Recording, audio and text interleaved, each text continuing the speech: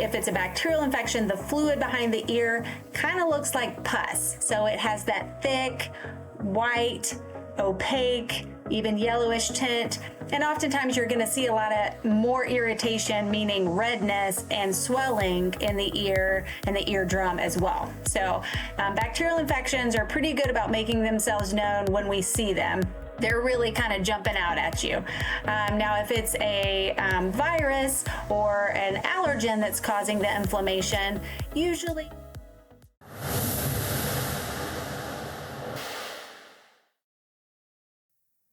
Thank you so much, Dr. Overstreet, for being here. I really appreciate it. Thank you for having me. So we are going to talk today about ear inflammation. And I have literally never talked about ear inflammation in the entirety of the podcast. No. You don't just talk about it at parties?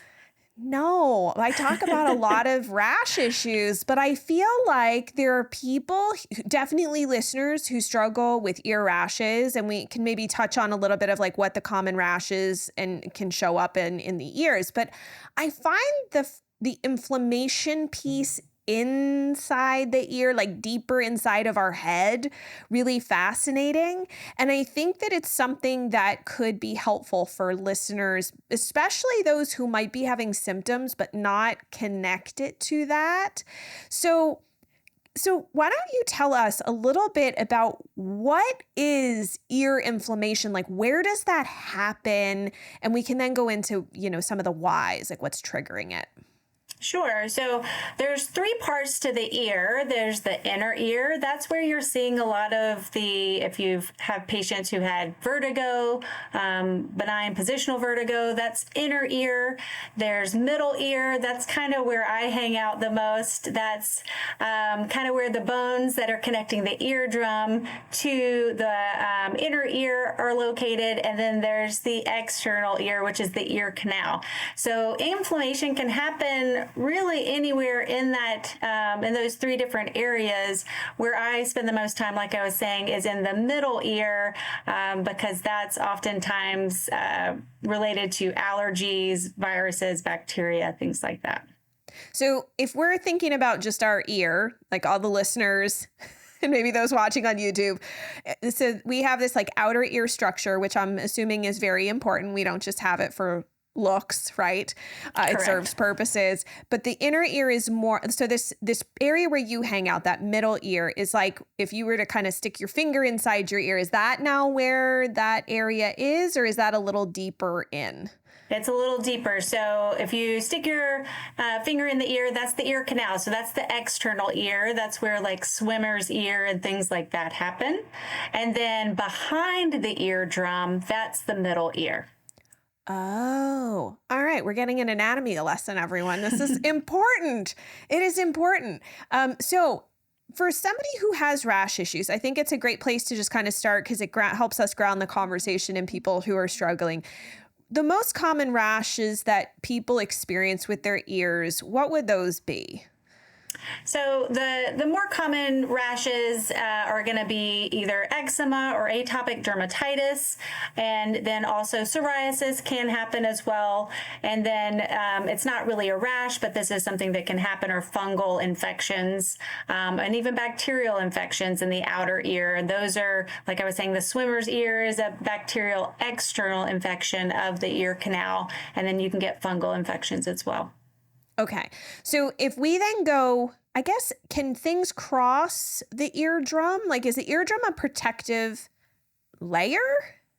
So it's usually a solid layer. So usually there's not a connection between the middle and the external ear unless we get a perforation or a hole in the eardrum. And then, of course, yes. But typically those are two separate individual structures. So sometimes I have patients who will say, I'm having things drain from my ear, and they think that it's coming from inside out, and most of the time it's not. It's not. So this is like a more internal process when we get to that middle ear section. Right. Past that eardrum. But you can, correct, have inflammation in that area. Absolutely.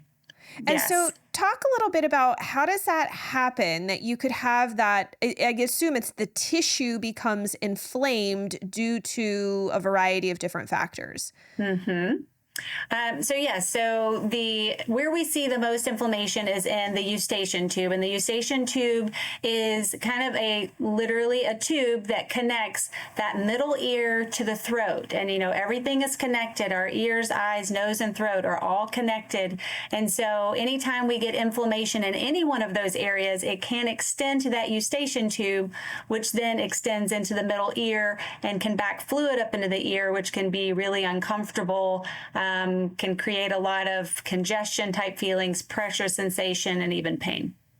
And would that potentially impact your ability to hear? It can. It can kind of make it sound like I usually tell my patients, if you've ever had that sensation like you're kind of in a tunnel, or that you hear things louder on one side than the other, or that you hear your heartbeat more on one side, all of that can be a result of this. Oh, wow. So can you list out for us some of the most common reasons that you could end up with this inflammation of the middle ear area? So you can get a middle ear infection, which is a bacterial infection. But then you can also have inflammation from viruses. And then most commonly, especially in my part of the world, allergies. Allergies are probably the number one reason when I have a patient who has fluid in their middle ear. That's usually why. This episode is brought to you by my line of professional grade supplements called NutriQuel. I crafted these supplements especially for those struggling with chronic skin rash issues and base the formulations on my extensive research and clinical experience in my private practice. They are made from the highest quality ingredients and tested to be free of different allergens so that you can support your gut, liver, and overall health with the formulas that I've found work best for my skin rash warrior clients without triggering a flare. I'm excited to share them with you, so check them out at quellshop.com and use the coupon code GET15OFF to get 15% off your first order. I'll put a link in the description below. And now let's jump back to the video. So how would an allergy, I guess is it an allergy that like an allergen you eat? So a food allergy, or is it like pollen allergies? Like what, how and what type of allergens could cause that? So these are good questions. Predominantly, it's going to be an environmental allergen. So something that you're breathing in or inhaling. And like we were saying, everything's connected. So if we breathe something into the nasal passages, that creates inflammation because it's an allergen for that person, then that's going to extend to the ear, it can extend, to the eye ducts and create issues with, eyes not being able to clear themselves of allergens. So it can increase eye symptoms and watering. It can increase throat issues, all sorts of things. So any inflammation in one area, because they're all connected, can extend to the others. And how do you differentiate as a doctor? I mean, obviously you're doing your checklist of things and going through the symptoms and everything, but how do you differentiate the inflammation if, say, it's like, how do you know if it's a bacterial infection versus, I don't know, let's just say a mold allergy. I don't know if a mold allergy could cause that, but maybe it could. I think that's on the environmental list from my understanding. It is, yes. So usually it's the fluid that develops behind the middle ear. So if it's and this is not 100%, but definitely if it's a bacterial infection, oftentimes that's going to look different than if it's just an allergy causing inflammation. And I will say that you can have a bacterial infection set up on top of fluid that has developed because of allergies or other reasons. So it's not always one or the other. Sometimes it starts as one and leads to a bacterial infection. But ultimately, if it's a bacterial infection, the fluid behind the ear kind of looks like pus. So it has that thick, white, opaque, even yellowish tint. And oftentimes you're going to see a lot of more irritation, meaning redness and swelling in the ear and the eardrum as well. So bacterial infections are pretty good about making themselves known when we see them. they're really kind of jumping out at you. Now, if it's a virus or an allergen that's causing the inflammation, usually it's going to be clear fluid or maybe a little bit cloudy, but it's not usually going to be like a thick opaque. Okay. And in terms of seeing that fluid, because I'm just thinking to myself, like, are you sticking a needle in my ear, or is this like how do you see the fluid? Yeah, so we look, I'm not sticking a needle in your ear, or at least not initially. Now, there are certain conditions where they can tap the fluid, but most of the time when we're doing just a normal ear, nose, and throat exam, we're looking in the ear with a speculum that is attached. And by speculum, I mean kind of a small plastic piece that's on the end of what's called an otoscope. And so it's kind of a magnifying glass with the light on it, so that we're, putting that speculum into the ear canal and then using that light and that magnifying glass to get a good look at the eardrum. Okay. So no, not necessarily are you getting poked in the ear Correct. with something more. Yes. Okay. I just thought I would ask because I had this awful image in my head and I'm thinking to myself, do people really let somebody do that? But I guess if you had to do it, you would. Yes. There are a few conditions where an ENT will use a needle type structure to go through the eardrum, but it's not common. Okay. And so I actually want to ask, because we're having this conversation, like the most common individuals I think of in having ear infections and ear inflammation is little kids. But you can have this as an adult. Could you talk about the two different kind of groups and what the difference would be between both in terms of this ear inflammation? Sure. So with the younger children, and we always hear about ear tubes, it's very common for children to get ear tubes. That's an actual tube that is in the eardrum itself. And oftentimes this is more placed because of anatomy, where they're just not fully grown and things don't drain the way that we would like. And they're getting frequent ear infections in that way. Now, as we get older, it's less and less common to get ear infections or to need a tube like that. We call it a PE tube, and more common though to have a eustachian tube dysfunction. A eustachian tube is, like we were talking about, that tube that's draining that middle ear into the throat, and that gets inflamed, like we were saying earlier, and backs the fluid up. So that's what's happening more commonly as we get older. And there are things that can be done, such as eustachian tuboplasty, where there's stenting open the eustachian tube as we get older. And one of my partners, that is what he has done in the past, and is something that can really help for those patients who just continue to get that middle ear fluid. So with the fluid, if it was, say, an infection, I think my audience is probably going to ask the question, like, how does that happen? Is it because you maybe catch a cold or you get a sinus infection and it somehow goes the wrong way, or does it come through the ear? Like, how, just your understanding and your experience, how do you end up? Because I'm thinking to myself, all right, if I have an eardrum and it covers the area, and I'm thinking it probably would keep the area safe from bacteria. How does the bacteria get there then to actually cause that issue? So anytime we have sitting fluid, it kind of becomes a petri dish of sorts. So a lot of times, like we were saying, viruses and allergens may create the fluid or cause the fluid to sit there, but bacteria can set up on top of that. And we have bacteria all over our body at all times.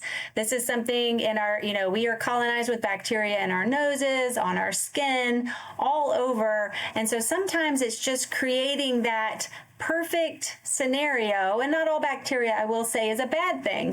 It's actually a good thing to have a certain amount of bacteria or normal flora, but if we have fluid sitting there, it kind of just creates that perfect environment for the bacteria to not just be present, but actually proliferate.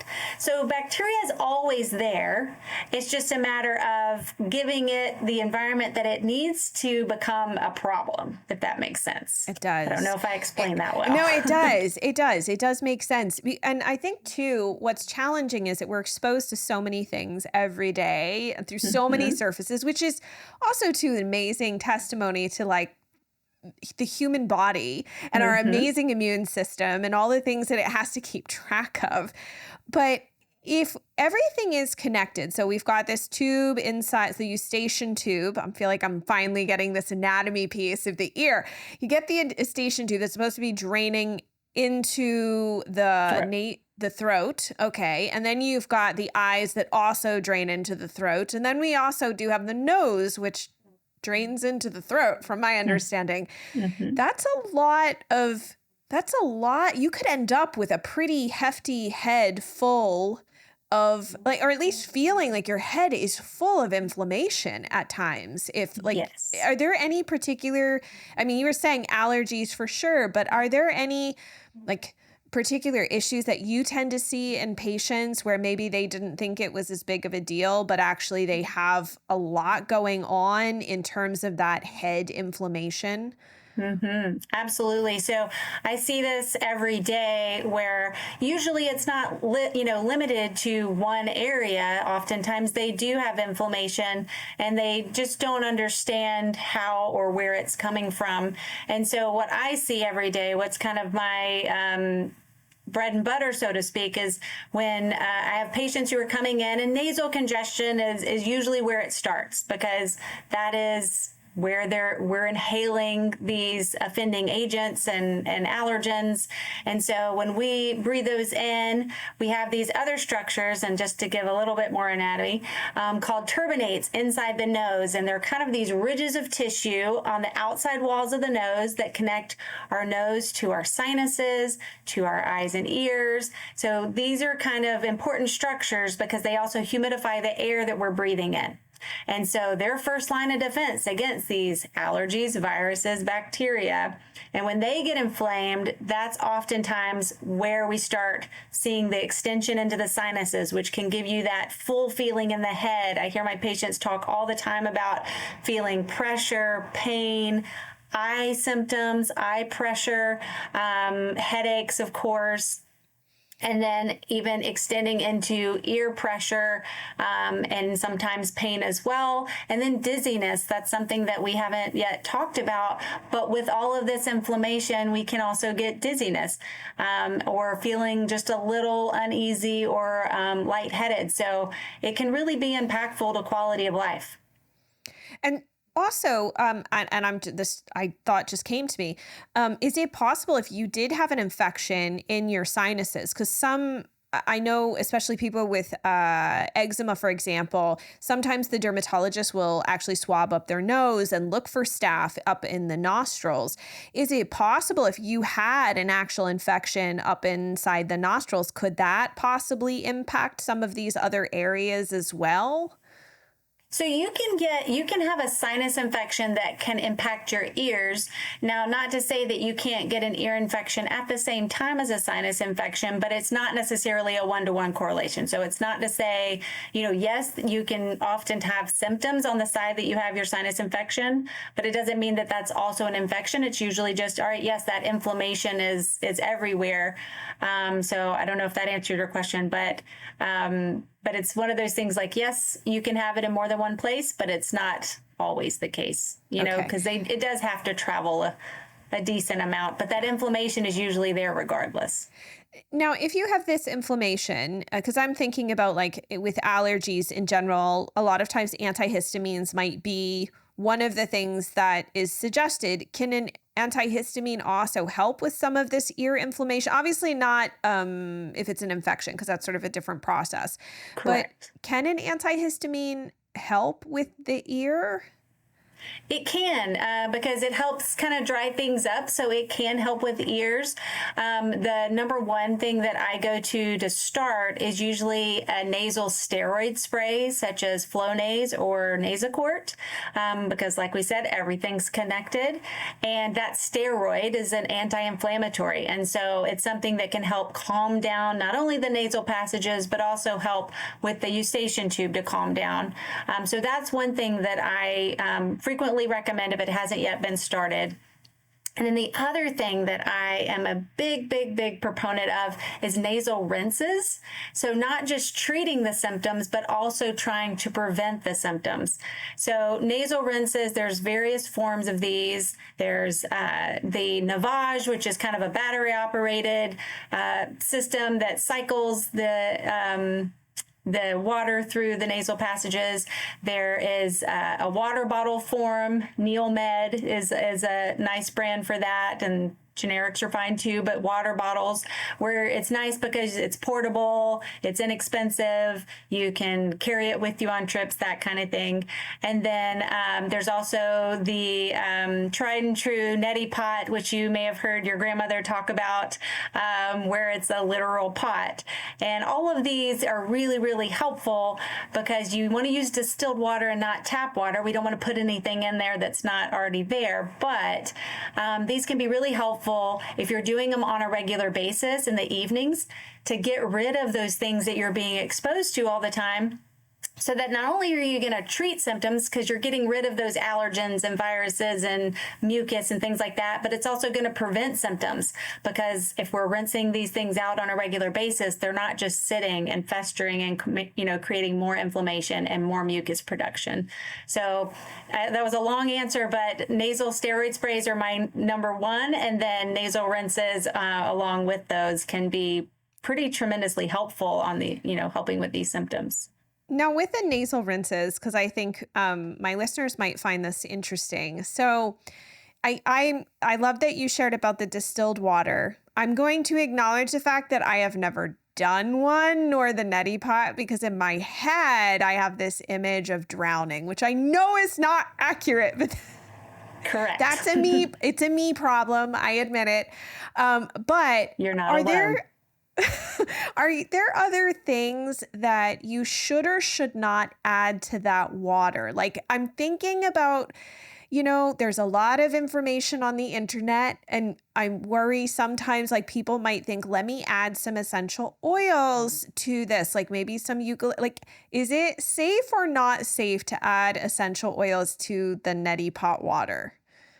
That is a great question. I do not recommend adding the essential oils. They can have a really irritating effect when either being ingested, or even topical application to that mucosa, which is pretty sensitive, and you can actually get quite the opposite effect happen, and then you're in worse condition than when you started. So I usually do not recommend adding essential oils to any nasal rinses. You also can sometimes see colloidal silver and xylitol and other things that get added. I just recommend the saline nasal rinses. Occasionally, we, as a prescribing physician, will add an antibiotic or a steroid to those nasal rinses. But for just our listeners, I would say just plain saline rinses are great. So the distilled water, when you say saline, you mean the distilled water, or is the saline something else? So saline is what is created with the distilled water, and then the little salt packets that come with the nasal rinses. Okay, perfect. I was going to ask you about the salt. I was pretty sure there was salt in there someplace. Yes. So this is good to know. Now, another quick question on this. What if I'm very congested? Is a nasal rinse okay to do at that point, even if my sinuses feel very clogged, or is it better to wait until that congestion has subsided? So I usually say it's still okay to try. I usually lean towards more of the water bottle nasal rinses because you have control over the pressure. And so it's, you do it to your comfort level. But I do recommend the water bottle kind if you are significantly congested, so that you have control over how you're feeling with it. Okay. And are there any contraindications or like, hey, you might want to stop or not do this in terms of the nasal rinses, like where maybe like they should actually reach out to their doctor about whether it's good to continue or not, if like they're seeing something weird? Or there anything like that would be good to share? Yeah, if you ever feel like that it's not getting from one side to the other. So anytime you're doing a nasal rinse, it should be coming in one side and coming out the other nostril. At any point, if you feel like it's not coming through, and that can happen either way. Sometimes I get patients saying I can go from left to right, but not right to left. Or if it's painful, or if you're feeling a lot of burning, any of those would be indications that, hey, let's go see your doctor and talk about it. Okay, that is very, very helpful. And then I had one last question to sort of circle back to something you had said earlier. You had said that sometimes you can get like a fungal infection in the ear. Is that the middle ear or more the outer ear area? It's usually external, so the outer ear. Okay. And is that, how do we, like, in terms of if you did have an infection in the outer ear, is it usually just like a culture, like a swab that you would do to check for that type of differentiator? Yeah, it's, oftentimes I probably see it the most on patients who have had ear infections, or they think they've had ear infections and they're prescribed a lot of ear drops. So, the external ear infections are treated oftentimes with drops, and those are antibiotic drops. But if it's, if those are used enough, it actually can create an environment where yeast or the fungal infections can set up. And one thing that may tip you off that this is the case, and the patients don't always see this, is that you may have some drainage that is white in color. That's oftentimes related to a fungal ear infection. But yes, it's something that, if a physician is looking in the ear, they can swab it if they need to. Okay, that is very helpful. Well, I just want to thank you so much for sharing all of this today. Absolutely. I learned a lot. I learned a lot. I'm going to have to, I guess, revisit my bias on nasal washes. I know. I have patients all the time who think that they're going to waterboard themselves. And I say, I know that we're not excited about this, but I promise you it can be helpful, and at least give it a try. It's something that it can very likely help the situation. So. Well, thank you so much. And you are, everyone can find you as a physician because you're in the group of physicians. We've had Dr. Chris Thompson on the show, Dr. Stacy Silver. So you are in the same practice as them, and you move from office to office. And so everybody, if you're interested in reaching out to Dr. Overstreet, you can contact her at aspireallergy.com. And also, too, I'm going to put other links into the show notes so that people can find you as well. And I just thank you so much for being here and sharing all of this today. I really appreciate it. Absolutely. This is, as a physician who is treating allergies, I see this all the time. And so anything that we can do, like I said, to improve quality of life, this is why we do what we do. And, like I said, because allergies are such a huge part of a lot of these symptoms that patients are experiencing. The other thing I didn't mention is treating those allergies, or finding out what you're allergic to, and treating that can oftentimes be the long-term solution, so that we're not having to use all of these medications or other treatments down the road. So that's one thing I didn't mention that is crucially important. That's very, very important that we actually find out, what may be that source and start addressing that instead of just the symptoms. Perfect. Well, thank you so much, Dr. Overstreet. I appreciate you and you sharing all of your knowledge and wisdom with everyone on the show. Oh, well, thank you so much for having me. I appreciate it, Jennifer. I'm grateful to Dr. Overstreet for sharing all of this on ear inflammation, chronic ear infections, and issues of inflammation impacting the head, ears, and sinuses that can be a factor for so many, especially those dealing with eczema. So if you struggled with this, I'd love to hear what your journey has been like in the comments. Now, to see the full transcript and resources from this episode, head to skinterrupt.com/309, which I'll link for you in the description below. Now, if this episode was helpful, hit that thumbs up and the subscribe button so you never miss the daily content shared here on my channel. Thanks so much for joining me, and I'm excited to dive deeper with you in the next episode.